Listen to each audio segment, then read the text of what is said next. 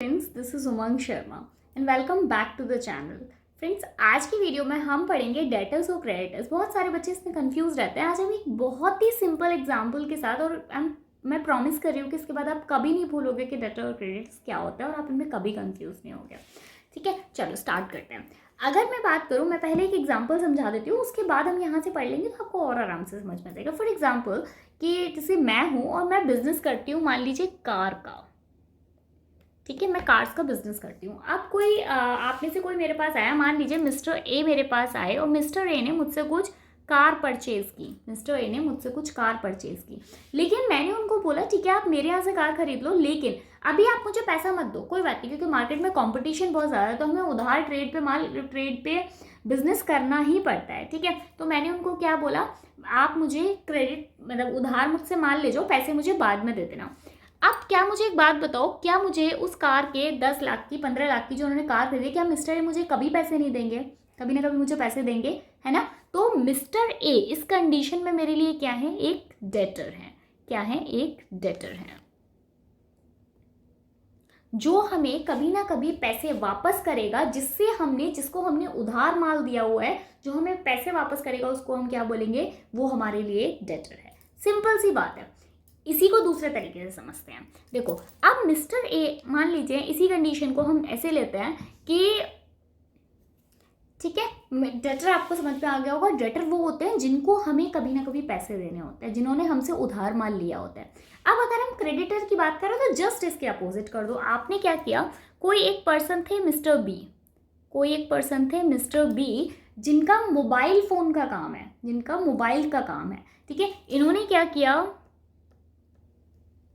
आप इनके पास गए और इनको पता है कि आप ना मतलब इनको जानते हो पहले से, उनको पता है कि आपका कार का बहुत सही सा बिजनेस है और आप बाद में पैसे दोगे। तो उन्होंने बोला कोई बात नहीं सर, आप सामान ले जाओ, पैसे आप बाद में दे देना। आपने क्या किया, उनसे उधार माल खरीद लिया। अब आपने पैसे नहीं दिए हैं, इस बार आपने पैसे नहीं दिए हैं। तो इस बार क्या हुआ है कि जो मिस्टर बी हैं वो आपके लिए कौन हो गए, क्रेडिटर हो गए। तो सिंपल सी बात है, एक सीधी सी बात समझ लीजिए, जब आप किसी से उधार माल खरीदते हो और आपको उसे पैसा चुकाना है, तो सामने वाला आपके लिए क्या हो गया, क्रेडिटर हो गया।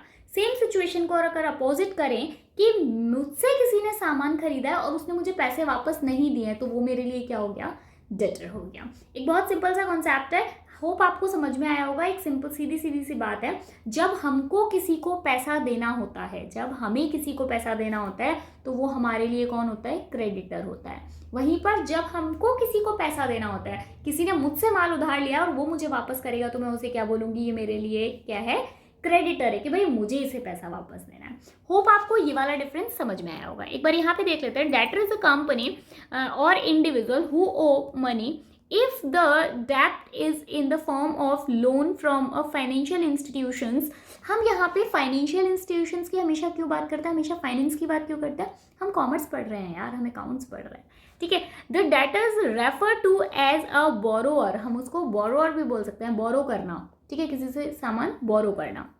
And if the debt is in the form of securities such as bonds, debtors and refer as an issuer। ठीक है, अब वहीं पे क्रेडिटर्स की बात करें, सेम चीज मैंने अभी आपको एक एग्जांपल के साथ समझाई है।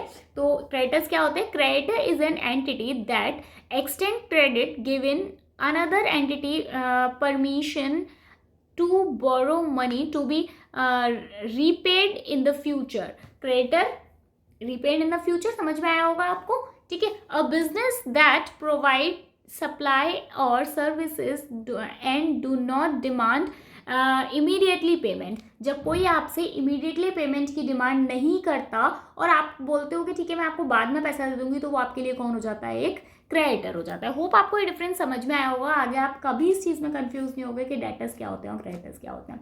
बच्चा, एक छोटी सी रिक्वेस्ट है आपसे कि अगर आपको वीडियोस पसंद आती है तो मुझे ये बताने का एक तरीका है आपका कि आप चैनल को सब्सक्राइब कर लो, बेल आइकन को प्रेस कर लीजिए।